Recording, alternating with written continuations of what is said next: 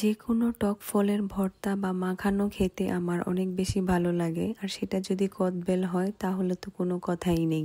কিন্তু কদবেলগুলা ছিল আদা পাকা, তাই আমরা ভাবলাম এই ভর্তাটাকে কিভাবে অনেক বেশি স্পাইসি করা যায় বা খেতে অনেক বেশি সুস্বাদু করা যায়।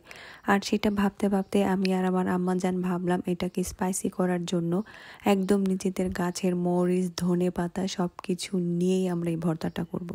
মরিচ গাছ থেকে মরিচ কালেক্ট করে নিচ্ছি, আর এই গাছটা যেহেতু বেশ পুরনো তাই ওই পরিমাণ মরিচ ছিল না। আমরা যে পরিমাণ পেয়েছি তা দিয়ে আমাদের ভর্তা হয়ে যাবে। তারপর কালেক্ট করে নিচ্ছি কিছু বিলাতি ধনেপাতা। এই বিলাতি ধনেপাতার স্মেলটা আমার অনেক বেশি পছন্দ যে কোনো ভর্তায়।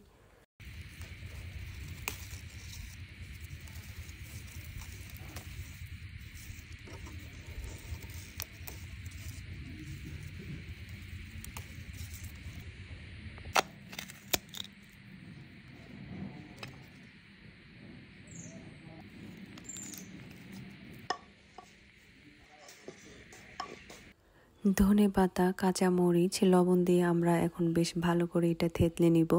আর তার মধ্যেই আমরা দিয়ে দিব আমাদের আদা পাকা কদবেল।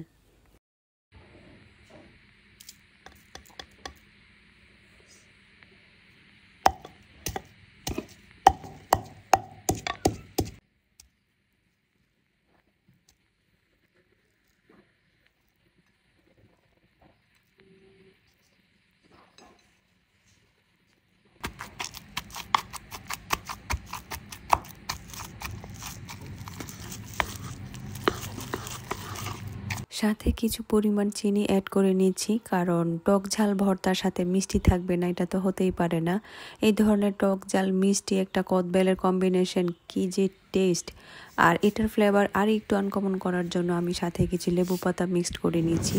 তবে লেবু পাতাটা একদম লাস্টে দিয়ে অনেক বেশি থেতলানো যাবে না, কারণ এতে আবার ভর্তাটা তিতা হয়ে যাওয়ার পসিবিলিটি থাকতে পারে। তাই লেবু পাতাটা জাস্ট স্মেলের জন্য হালকা করে মাখিয়ে দিতে হবে।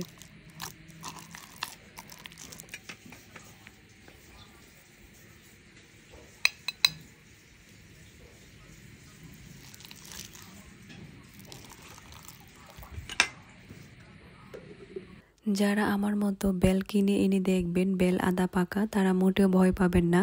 এই রকম স্পাইসি করে যদি আদা পাকা বেলের একটা ভর্তা করা যায়, ভর্তার স্বাদ কিন্তু অবশ্যই দ্বিগুণ হয়ে যাবে। আর সত্যি বলছি, আমাদের ভর্তার টেস্ট কিন্তু অসাধারণ ছিল।